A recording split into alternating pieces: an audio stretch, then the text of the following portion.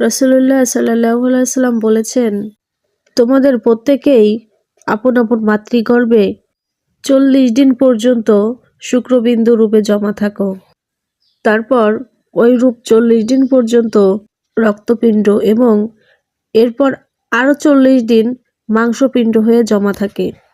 তারপর আল্লাহ একজন ফেরেশতা ওই মাতৃগর্ভে প্রেরণ করে এবং তার রিজিক, মউত, সৌভাগ্য ও দুর্ভাগ্য এই 4টি ব্যাপার লিপিবদ্ধ করার জন্য সেই ফেরেশতাকে নির্দেশ দেন। তিনি আরও বলেন, তোমাদের মধ্যে যে কেউ অথবা বলেছেন কোনো ব্যক্তি জাহান্নামীদের আমল করতে থাকে এবং জাহান্নামের ভিতরে এবং তার ভিতরে মাত্র 1 গজের ব্যবধান থাকে, এমন সময় তকদির তার উপর প্রাধান্য বিস্তার করে। তখন সে জান্নাতীদের আমল করতে থাকে এবং জান্নাতে চলে যায়।